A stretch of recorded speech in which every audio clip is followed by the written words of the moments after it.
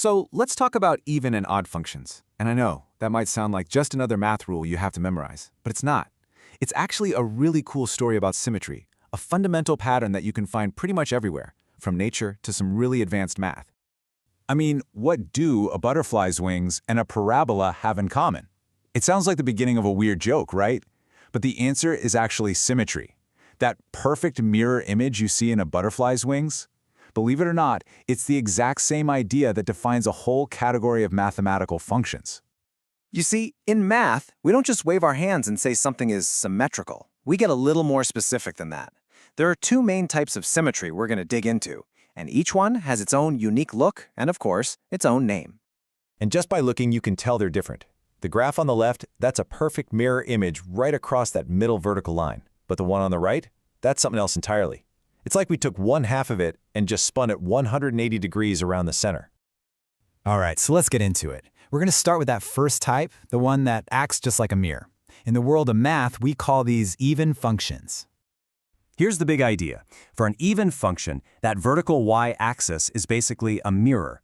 If you could fold the graph in half right along that line, the left and right sides would line up perfectly. No question. And this parabola, it's the classic example. Just look. If you go to where x is 2 on the right, the function's value is 5. Now go over to negative 2 on the left, and yep, the value is also 5. It's a perfect reflection. Okay, now for that second type of symmetry. This one's a little different. It's not about reflection, it's all about rotation. And we call these, you guessed it, odd functions. So for these, the key isn't the y-axis, it's the origin. That single point right in the middle where the axes cross. Imagine putting a pin right there at the center and spinning the entire graph 180 degrees, completely upside down. If it lands and looks exactly the same as when it started, you've got an odd function on your hands. This sine wave is just a perfect example. See that little peak in the top right corner? Well, if you rotate that 180 degrees around the origin, it lands perfectly on that valley in the bottom left. That's what we mean by rotational symmetry. Okay, looking at graphs is great for getting a feel for things. It builds our intuition. But in math, we always need proof. I mean, what if a function is super complicated and you can't graph it easily?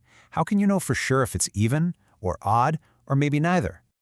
Well, this is where algebra comes in to save the day. There's a simple but really powerful test we can do on the equation itself. It'll prove the symmetry without us ever having to draw a single line. And honestly, it all boils down to this one simple move. You take your function and you replace every single x with a negative x. Then you look at what you got. If it's the exact same function you started with, it's even. If it's the exact opposite of what you started with, I mean, every single sign is flipped, then it's odd. So here it is, broken down. It's just a simple 4-step recipe. You start with your function, you plug in negative x, you clean up the math, and then you compare. Let's see how it works. Okay, first up, let's put that even function rule to the test. Remember, we're looking to see if plugging in f of negative x gives us the exact same f of x right back. So let's see why this works. Anytime you take a negative number and raise it to an even power like 4 or 2, poof, it becomes positive. So those negative signs we plugged in just vanish, and we're left with the exact same expression we started with. That's the proof. It's an even function. All right, now for the odd functions. This time, when we plug in that negative x, we're expecting something different. We want to see the exact opposite of our original function pop out. Every plus becomes a minus, every minus a plus. And check it out, it works perfectly. A negative number raised to an odd power, like 3 or 1, stays negative. So what happens? Every term with an odd exponent flips its sign. We end up with a perfect negative copy of what we started with. It's definitely odd. So a function can be even, and it can be odd. You might be thinking everything has to be one or the other, right?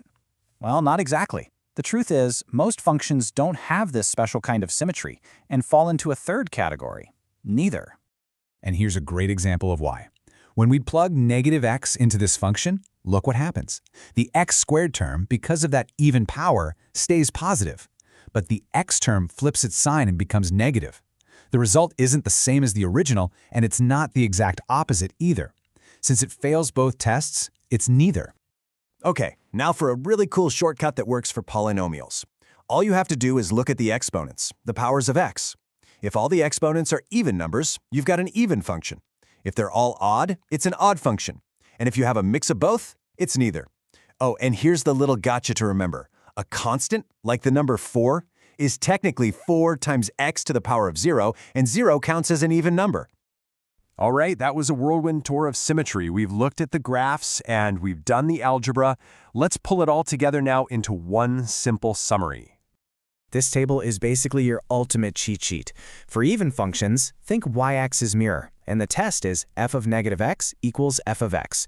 For odd functions, think origin rotation, and the test is f of negative x equals times negative f of x.